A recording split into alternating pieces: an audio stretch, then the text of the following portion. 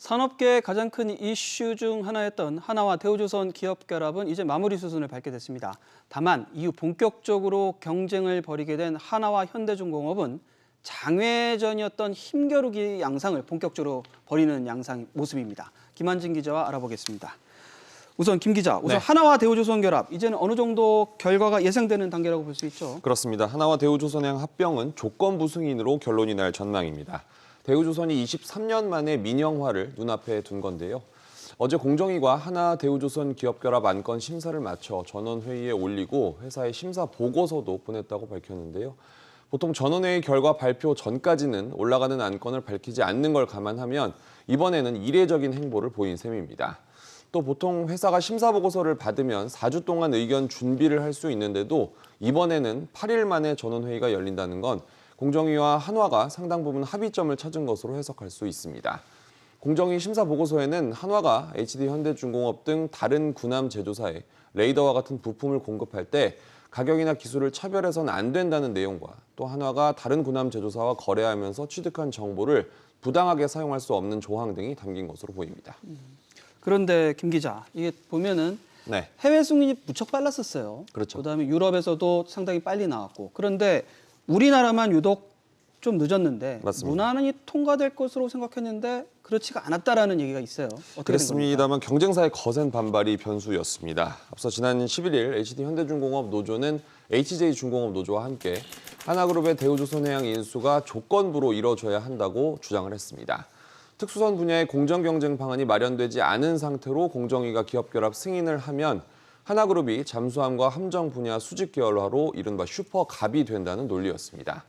국내에서 특수선과 잠수함, 함정을 만들 수 있는 곳은 대우조선과 HD현대, HJ중공업, 또 SK오션플랜트 등 4곳뿐이긴 합니다.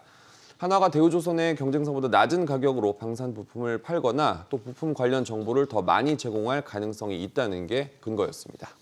전반적인 내용을 보면은 하나하고 현대중공업 상당히 살벌한 분위기가 조성됐었는데 정치권까지도 거드는 그런 분위기가 조성됐었어요. 맞습니다.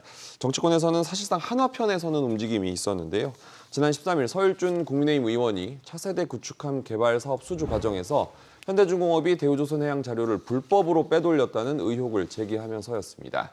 현대중공업 노조는 서 의원이 국회의원 권력을 남용해 공정위에게 하나와 대우조선 결합 승인 결정을 빨리 내리라고 독촉한다며 반발했습니다.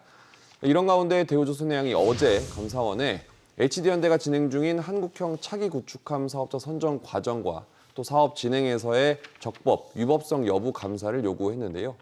이에 HD현대중공업 측은 대우조선해양의 문제 제기가 사실과 다르다며 반박했습니다.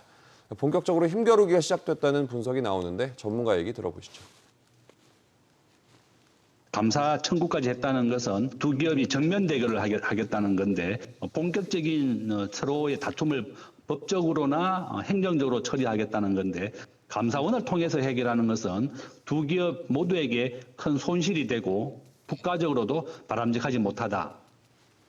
근데 김 기자, 보이지 않는 물밑 장외전도 아주 뜨거웠다고. 그렇습니다.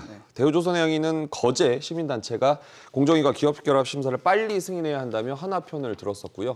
또 HD현대중공업 노조는 한화 대우조선 인수로 기존 HD현대 특수선 분야의 일감이 줄 것이라며 일자리를 지켜달라고 호소하기도 했습니다. 또 HD현대를 포함한 경쟁사들이 공정위에 거듭 이의를 제기했다는 얘기도 나와서 발목 잡는 거 아니냐 이런 시선도 있었는데요. 조선업계 관계자는 통상적인 시장 참여자 의견 수렴 과정에서 질의응답이 오간 것으로 안다. 이 정도로 설명을 했습니다. 그런데 한화가 이 과정에서 상당히 좀 위험스러운 부분인데 공정위를 사실상 공개 저격하는 아주 이례적이고 아주 파격적 행보도 보이지 않았습니까? 그렇습니다. 드문 일이 있었는데요. 업계에서도 한화가 너무 세게 나가는 거 아니냐 이런 얘기가 나올 정도였습니다. 그런데 배경을 들여다보면 이해가 되는 측면도 있습니다. 한화 입장에서 대우조선 인수는 두 번째 도전이기도 하지만 그룹 미래를 이끌 김동관 부회장의 승부수라는 점에서 의미가 크거든요. 또 흥미로운 부분은 HD현대 정기선 사장과 한화 김동관 부회장이 아버지 정몽준 회장과 김승현 회장 때부터 친해서 어릴 때부터 막역한 사이라는 겁니다. 어쩌면 그래서 대놓고 서로를 저격하지 않고 말씀하신 대로 장외전 성격으로 끌고 가는 것으로도 보였는데 대우조선이 감사원에게 현대중공업에 대한 감사를 요구하면서 본격적인 힘싸움이 시작됐다는 분석도 나오거든요.